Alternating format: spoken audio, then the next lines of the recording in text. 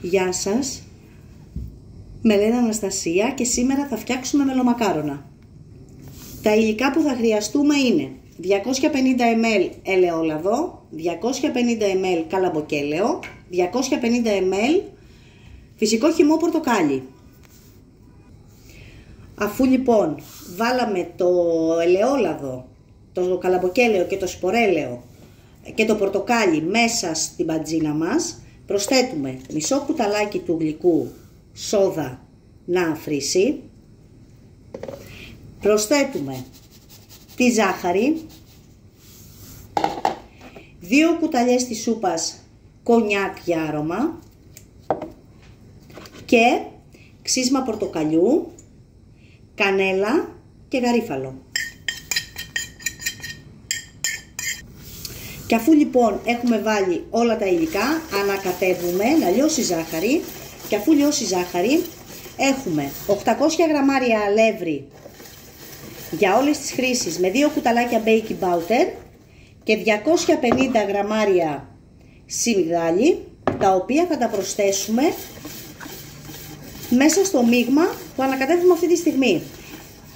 Θα ρίξουμε πρώτα το σιμιγδάλι και μετά το αλεύρι. Ανακατεύουμε γρήγορα για να μην μας βολιάσει το σιμιγδάλι και αμέσως προσθέτουμε το αλεύρι.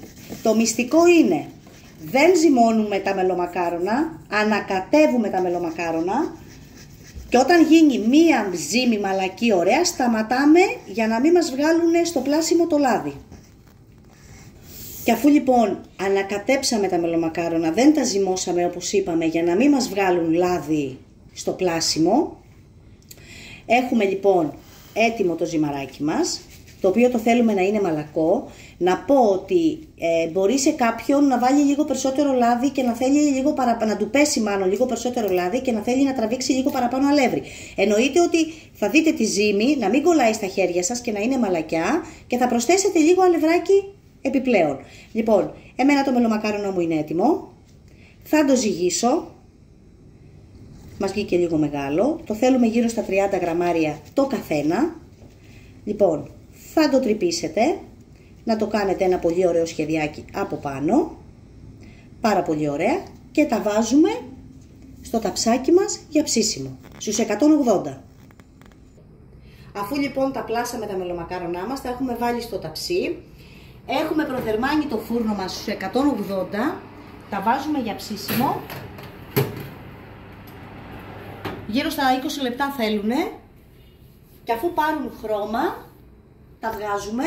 Έχουμε ήδη έτοιμο το σιρόπι από χθες και είναι στο ψυγείο να είναι παγωμένο. Αυτό είναι το σημαντικό στα μελομακάρονα.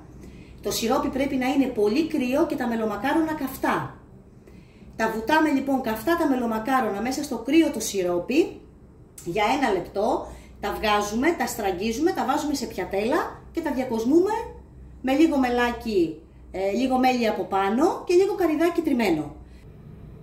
Το σιρόπι μας λοιπόν όπως είπαμε είναι έτοιμο από χθες, ήταν στο ψυγείο να είναι παγωμένο και έχουμε βάλει 2 φλιτζάνες του τσαγιού νερό, 2 φλιτζάνες ζάχαρη και μισό κιλό μέλι. Ένα ολόκληρο πορτοκάλι κομμένο στη μέση όταν έβρασε, ένα ξύλο κανέλας και λίγο γαρίφαλο. Και αφού λοιπόν ψήσαμε τα μελομακάρονά μας και έχουν πάρει αυτό το χρωματάκι το πολύ ωραίο, τα ρίχνουμε στο κρύο σιρόπι κατευθείαν, τα αφήνουμε 1 λεπτό, τα γυρίζουμε, τα βγάζουμε και τους ρίχνουμε το καρυδάκι το τριμμένο από πάνω. Και αφού τα μελώσαμε λοιπόν και έχουμε ρίξει και το καρυδάκι από πάνω, θα τους προσθέσουμε και λίγο μελάκι και θα είναι υπέροχα και του χρόνου με υγεία.